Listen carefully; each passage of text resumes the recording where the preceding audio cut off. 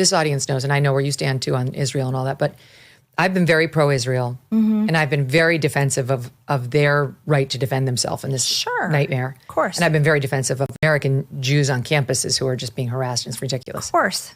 But I have absolutely no skin whatsoever in defending any lobbyist group, including AIPAC. Right. So I would love to know what they do to get the loyalty of politicians, because I will say I have had multiple reach outs to me, both from friends and from connected people in D.C., begging me to go to Israel with them. And I have said no every time. I'm just too busy. I have 3 kids. I have a full-time job. I'm not doing it. But lately, it seems like it's coming to be even more, because I feel like there's a contingent of people who are worried that they're losing me. And I've said that you're not losing. I'm not on Hamas's side. No, God, no. Nobody's on Hamas's side. But it's been a while now that this has been going on. Right. And we're getting more involved with the Iranian bombing and so on. Sure. And my own feelings are, I'm looking at Israel in a different way right now than I was on 10/8, that's for sure, of 23. Right. And I can feel the pressure being slightly ratcheted up, like you're not allowed to. You're not allowed to. And I can see people like you, like Tucker, who I know Tucker. I've known him for years. And I've seen you in your early career. I know you have nothing against Israel. Oh, gosh, no. Never mind Jews. Yeah. That's all a lie. But, right. And I see the beatdowns coming. Like, you're not allowed. Like, you have to stay right on this lily pad. Yes. And you cannot jump to another neighboring lily pad, because it could take you all the way down the river away. That's so right. I'm very interested in this dynamic. Yeah. Well, I find it fascinating that you're getting asked more and more and more. I've been asked more and more and more. Well, you're a person of very big influence. You've got a big voice. You've got a large audience.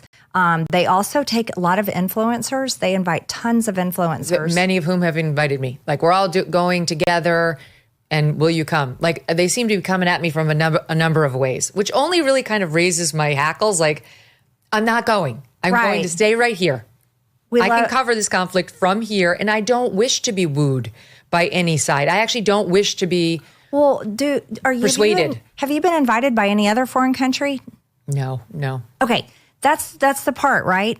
So we have tons of lobbyists foreign countries lobbyists that come to Washington, D.C. Pretty much every country has some sort of representative. They have an ambassador they send to Washington. It's naturally in their interest. We can understand that. They also are required to register under FARA. It's a law. They have to register as a foreign agent, a foreign lobbyist. That is required. It's extremely important. Here's the difference with AIPAC. AIPAC is not registered under FARA, under this law that requires anyone coming to lobby a member of Congress or a senator or department of the government and the federal government on behalf of another country. So AIPAC argues, but we're Americans. Yes, they are Americans, but they are coming to Congress and to the federal government asking on behalf of the country of Israel. And I fully agree with you, Megyn. We are not against Israel. We are all for their right to defend themselves, just as we are for any Jewish person on campus. Just as I think we could talk about young white males in high school that are constantly getting beat up. Yeah. Guess what? They should have a right to defend themselves too, and people should stand up for them as well. We think anybody that is a victim should be able to defend themselves.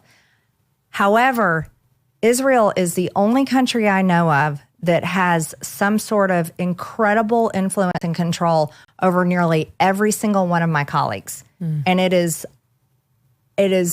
I don't know how to explain it. I mean, I believe it, just given the amount of reach out I've had in this position. And I don't vote on anything. And if I had taken money, I could see them really thinking that they had a right to control my speech or, my positions. Right. Which is why I never have, of course. I mean, in what context would I? I don't take advertising from, random people. Yeah. Like I always say, I have Genucel, whose cosmetics are really nice. We love good cosmetics. Yeah, but I can't be bought by a special interest group. But I can see it because, look, no one wants to feel like their position has been bought and paid for. But these politicians, they have. And so I can see why AIPAC would get mad if these politicians then turned on them and didn't support, it's like, what did my 3,800 times 3 get me if you're not going to vote for my issues? Exactly, because AIPAC are Americans, therefore they can legally donate to members of Congress and senators. So let's talk about how that works. AIPAC takes every single that they can, freshman member of Congress, their first year in Congress, they take them on a very special trip to Israel in August. August is our recess. It's our month-long district work period. That's Dems and Republicans, or just Republicans? They take both of them. Oh. Yes, and they invite pretty much everyone, to my knowledge. So they take them on this trip to Israel. I guess they go on tours all around. I didn't go, so I don't know what they do there. But they take them on tours, like the pictures we've seen recently of the speaker and other members of Congress at the Wailing Wall. They've all gone. They've all gone. You see them all. And they wear the kippah. And even though they're Christians, they're not Jewish, but yet they're adorning Jewish attire, and they're at these Jewish religious sites. Then they also meet with different members of the Israeli government. Now, we got to recognize the Israeli government is secular. This is not the biblical Israel. It is the secular government of Israel. And so they meet with their members of all throughout their government, and the prime minister, Benjamin Netanyahu, meets with them. And so they've done that trip already this month. The new freshmen and members of our leadership all went and they did that trip. Here's what else they do. AIPAC takes influencers. They take really big people like you. They want you to come over there. They want to pull you in because they want to pull you on their side. And why is that? Okay, for members of Congress, every single year, annually, Israel receives, and we have to vote on it. It's a yes or no vote, $3.8 billion in funding for Israel. Now, what does that money mean? Well, they'll say, "Oh, well, this is for Israel. It's them to be able to defend themselves. They're the only democracy in the Middle East. Yep. They're constantly under attack. They're surrounded by their enemies who wants to annihilate them." That's all true. Sure, we're not arguing those points. However, let's flip over and look at, what does this mean? Number one, Israel is doing so well with their economy, and I'm excited for them. This is a big deal. I wish we were doing this good. We're $37 trillion in debt. Israel is less than $400 billion in debt. Less than. If you're an Israeli citizen, you have government-funded health care, and you have government-funded college. So why is America having to give Israel $3.8 billion? If they're doing so great and they're funding healthcare and college, and their government is their economy is doing so well and their tax revenue is so good that they're less than $400 billion in debt, why is dead broke America having to send $3.8 billion? Well, then they argue back and they go, "Oh, but this helps America's economy." Well, how is that? Tell me how it helps. Okay, well, because we buy money from your defense contractors. Although, guess what? This is really interesting. We give a ton of money to all these foreign countries. And if it's military aid, they're required to purchase weapons from our defense contractors. Except Israel is the only one with an exception. They don't have to buy from our American defense contractors. They can use that money to buy from Israeli defense contractors. Oh, wow. So there's a funny little exception. Just like the same exception that Israel has, that this just came from Judge McFadden. He just had a ruling that you can burn any flag in the United States of America, and including our own American flag, except you can't burn the Israeli flag in America. Who said that? Judge McFadden. In what context? In his court. It just happened. Well, that's not going to be upheld. It shouldn't be. That's a violation of the First Amendment, blatant, and it will be struck down as soon as it goes up on appeal. What a ridiculous notion. Should be. He said in what he wrote is that the Israeli flag, it's an identity, a race, and it would be a hate crime. Yeah. Wrong. Yes. Wrong. That's getting struck down. But I see why you're raising it, because I'm picturing, look, I have a lot of very, very close friends who are Jewish, who are very big supporters of Israel. And some faction of them will say like, well, why would you platform an MTG? She's definitely gone anti-Israel. And I don't care whether you're anti-Israel or not. anti-Israel people are welcome here. Of course. You're allowed to have that view. It's a country that's involved in a war, and you don't have to be pro any country in order to come here. But I know you're not. I'm not anti. I know you're not. Yeah. But I am also sensing, I discussed this with Charlie Kirk recently, how we're just getting to a place now. The more you tell me I can't talk to somebody or about something, the more I'm guaranteed going to do it. No one owns me. And I will talk about it, and I will hear you out, and I want to hear why you're having this kind of experience times 10,000. You know, like my little lily pad, and you're way down there, and I can see you getting rained down on. And I don't like it, Marjorie. I have to tell you, I don't like it because this is America. You're allowed to have your view. Israel's not America. They're a friend to America, but they're not America. No. And we do have areas in which we have divergent interests. And it is our obligation, and yours especially as a representative, to say when you see a divergence you cannot reconcile. Right. Where you got to choose one. Yes. Right?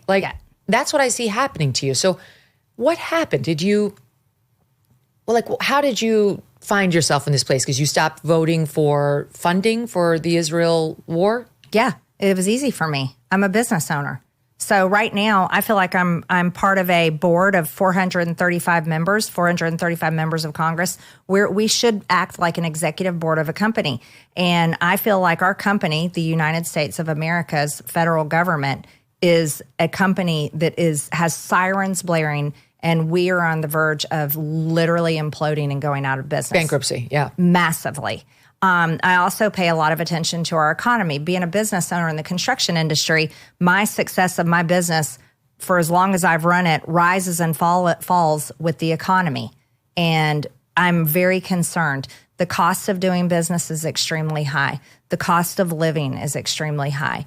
Insurance is completely out of control. Car, health, life insurance, business insurance, you name it. Forget homeowners insurance. That's almost impossible to even find as an offering anywhere. And if you're under 40, forget being able to buy a home. Right. They don't even have the hope get a of job. that. I heard you and Tucker talking about how he was saying some 14 friends of his daughter, they all graduated, 3 out of 14 had jobs.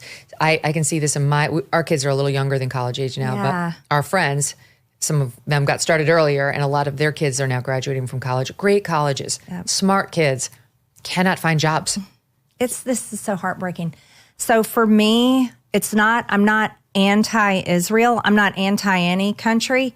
I've turned radically and unapologetically for America, just flat out for America. I'm like, I'm sorry, we don't have time to fund what you're doing. No, we don't. You guys are doing great. If we had the extra, totally. Yeah.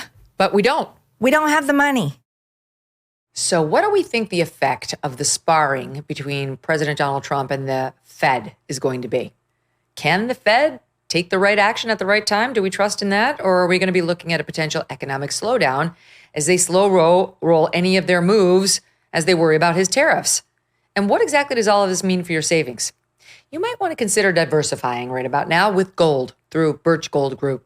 For decades, gold has been viewed as a safe haven in times of economic stagnation, global uncertainty, and high inflation. And Birch Gold makes it incredibly easy for you to diversify some of your savings into gold. If you have an IRA or old 401k, you can convert that into a tax-sheltered IRA in physical gold, or just buy some gold to keep it in your safe. First, get educated.